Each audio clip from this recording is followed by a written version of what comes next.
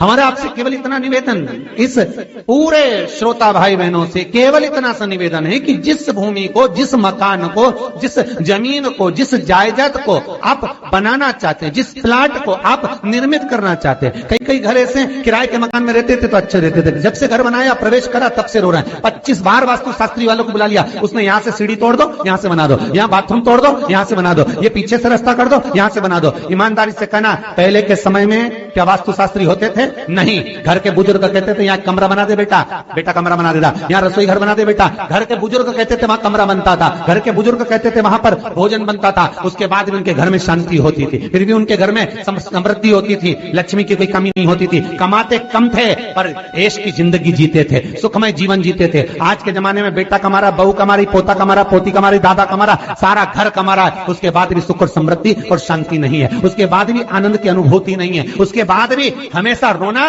केवल सुख का होता है। जरा सा घर में 4 लोग रह रहे हैं पर चारों के मुंह भगोने जैसे रहते हैं, एक तपेले जैसा मुंह, एक भगोने जैसा मुंह, एक थाली जैसा मुंह, एक बल्टोई जैसा मुंह, सब कोई बोलने को तैयार नहीं, क्योंकि जब जब बोले तो बर्तन की आवाज आए तो बोलेगी। एक माँ बैठी टीवी के सामने, एक माँ बैठी, एक सोफे पे बैठा, बोले ही नहीं आपस में।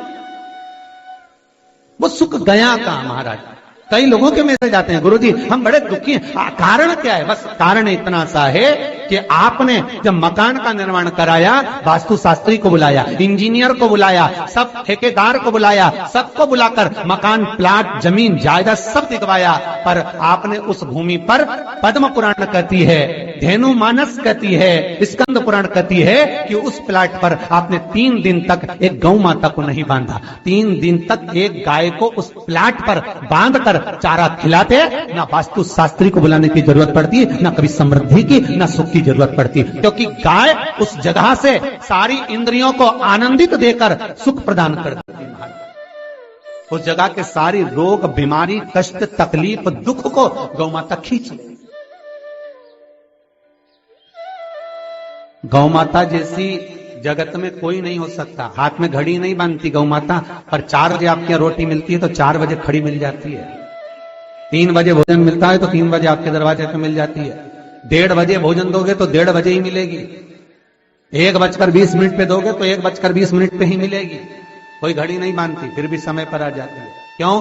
क्योंकि भगवान ने उसको ऐसा बनाया है, 33 कोटि देवताओं ने उसमें ऐसा विराजमान कर दिया है कि जगत का वो कल्याण कर सकती है। उसका एक एक अंश जीव का कल्याण करने वाला है, एक एक अंश जगत का उद्धार करने वाला है। पर हम ये आज के युग में हम उसको भूल गए। आज के युग में हम ये सोचते हैं कि हम वास्तु शास्त्री को बुला लें, वो ये बता दे, हमने ये फ्लैट बनाया, हमने ये मकान बनाया, इसकी छत कैसी, इसका कमरा कैसा, वो बता देगा, सब कुछ बता देगा। उसके बाद भी लोगों को क्या सुख नहीं है, उसके बाद भी शांति नहीं। फिर चलो तो चलो किसी बाबा जोगी क्या पहुंच गए जो ऐसा घूम घूम के बताता, और उसके यहां जाकर पूछ लिया, बताओ बाबा जी हमारे घर में शांति नहीं, तो बाबा जी एक ही बात बोले, तेरे ही घर का है जिसने कुछ कर दिया। अब इसको याद आया 15 दिन पहले मेरी जेठानी से लड़ाई हुई थी, उसी ने कुछ करा होगा।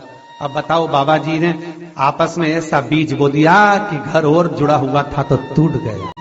कोई बाबा, जोगी, सन्यासी, तपस्वी, साधक, उपासक कभी नहीं कहता कि घर का है। हमेशा याद रखो, संसार में किसी की सामर्थ्यता नहीं है कि कोई आपका बुरा कर दे, किसी की सामर्थ्यता नहीं। संसार में किसी की सामर्थ्यता नहीं कि आपका बुरा कर दे, बस आपका बुरा आपका किया हुआ कर्म करता, दूसरा नहीं कर सकता। एक नींबू गिर गया दरवाजे पे तो 14 दिन तक नींद नहीं आई। सीसीटीवी कैमरे में देखो कौन पटक के गया, मेरे को तो 3 दिन से शंका हो रही पड़ोसन पे। अब बताओ, जब कैमरे में देख लिया तब मालूम पड़ा बेचारा साइकिल वाला सब्जी लेके जा रहा था उसके घर पे और नींबू पॉलीथीन से टपक गया। तब सुकून मिला कि ये नींबू, तब सोई आराम से कि पड़ोसन ने कुछ नहीं किया। ना जाने किसने क्या विद्या कर दी, ना जाने कौन ने कौन सा टोना मार दिया। केवल एक दीवार ऐसी होती है जहां पर हनुमान जी का चित्र लगाया जाता है। चाहे तुम पर्वत उठाने वाला चित्र लगाओ हनुमान जी का, चाहे बैठे हुए लगाओ, चाहे रामायण पढ़ने वाला लगाओ, चाहे लंका दहन करने वाला लगाओ, चाहे राम नाम जपने वाला लगाओ, चाहे लक्ष्मण को संजीवनी देने वाला लगाओ, चाहे मौन मुद्रा में लगा दो, चाहे स्तुति में लगा दो, चाहे भजन में लगा दो, हनुमान जी का कोई भी चित्र लगता है तो ना पूरब में लगेगा, ना पश्चिम में लगेगा, ना दक्षिण में लगेगा। हनुमान जी का अगर चित्र लगता है तो उत्तर की दीवार में दक्षिण को देखते हुए लगता है, केवल एक ही स्थान।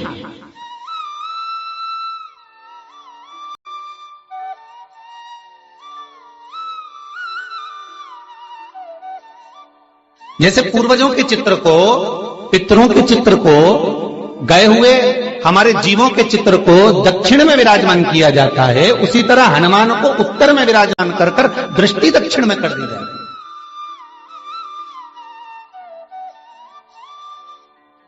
घर में हनुमान जी के जितने फोटो होते हैं उसको केवल दक्षिण दिशा में लगा और उत्तर दिशा में लगा बिठा देते हैं, और दक्षिण की ओर उनकी दृष्टि होना चाहिए, दक्षिण की ओर उनका मुख होना चाहिए। क्यों महाराज? अगर व्यक्ति के जीवन में कोई बीमारी आने वाली है, व्यक्ति के जीवन में कोई रोग आने वाला है, व्यक्ति के जीवन में अगर कोई कष्ट आने वाला है, व्यक्ति के जीवन में अगर कोई परेशानी आने वाली है, व्यक्ति के जीवन में कोई एक्सीडेंट का योग भी बनने वाला है, तो शास्त्र कहता है वो दिशा दक्षिण से ही बनता है।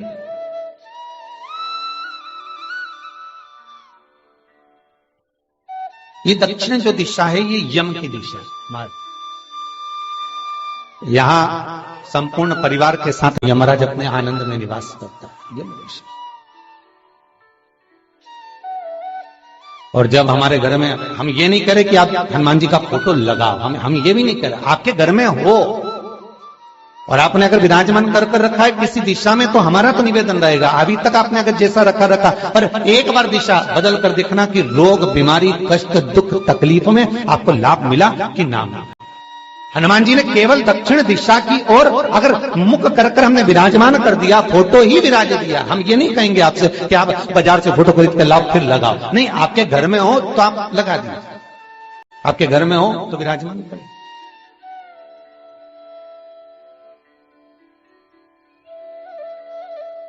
अच्छा, कितनी विपरीतता है वो भी आप जरा जानिएगा महाराज, कि शंकर भगवान के ऊपर जो जल चढ़ाया जाता है उसकी जलाधारी उत्तर में जाती है। कई लोगों को तो आज भी तुलसी उतारना तक नहीं आता कि तुलसी का दल कैसे उतारा जाता है। कई जगह तुलसी के क्यारे के नीचे शंकर जी का शिवलिंग रख दिया जाता है महाराज, नहीं है ध्यान, बस चल रहा है स्मरण।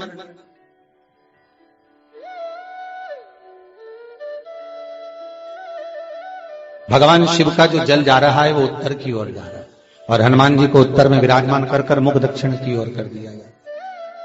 क्यों? प्रबल दिशाओं में उत्तर और दक्षिण महाराज, ये जो दो दिशाएं इनको साधने के लिए कोई देवता आगे नहीं आता। अगर इन दिशाओं को कोई साधने वाला है तो केवल एक देवाधिदेव महादेव ही हो सकता है। काल का हरण करने वाला वो महान काल ही हो सकता है। शंकर का ही एक अवतार है हनुमान जी महाराज, रुद्र अवतार महाराज। हनुमान जी से कहा तुम दक्षिण की ओर दिशा पर संभालिए, शिव जी कहते हैं मेरा जल जब उत्तर की ओर जाएगा तो इस दिशा को मैं संभालूं, चिंता ना करिए। किसी लड़का और लड़की का विवाह नहीं हो रहा। जानकारी अच्छी लगी तो प्लीज लाइक, 30 साल हो गए, 32 साल हो गए, और 34 साल हो गए, लड़का लड़की का विवाह ही नहीं हो रहा। बहुत टेंशन है माता पिता। कोई मंगली है, कोई मांगलिक है, थोड़ा ढीले कम करो, प्लेन रखो। कोई मांगलिक है, कोई मंगल है, संबंध हो ही नहीं रहा। बहुत प्रयास कर रहे हैं, बहुत। 4 दिशा का स्मरण करिए, पूरब, पश्चिम, उत्तर, दक्षिण का। हथेली पर आटे का दीप लगाइए, घी भर लीजिए और 4 बत्ती उसमें अलग अलग रख लीजिए महाराज। थोड़ा सा पीला चावल हल्दी में कर उसमें डाल लीजिए। जो लड़का और लड़की का विवाह करना उसी के हाथ में देना है। और देव उठनी एकादशी के दिन, जिस दिन देवता उठेंगे, जिस जगह पर तुलसी शालिग्राम का आप पूजन करते हो, गन्ने के नीचे, ईख के नीचे, तुलसी का क्यारा रखकर पूजन करते, वहां पर भगवान शिव और भगवान नारायण का नाम लेकर उस दिए को रगवा दीजिए और वहीं पर हल्दी का तिलक उस लड़का या लड़की का कर दीजिए और उसके हाथ में थोड़ी सी हल्दी लगा दीजिए। महाराज 2.5 महीने 3 महीने तो बहुत हो गए, उस बच्चा और बच्ची का विवाह पक्का हो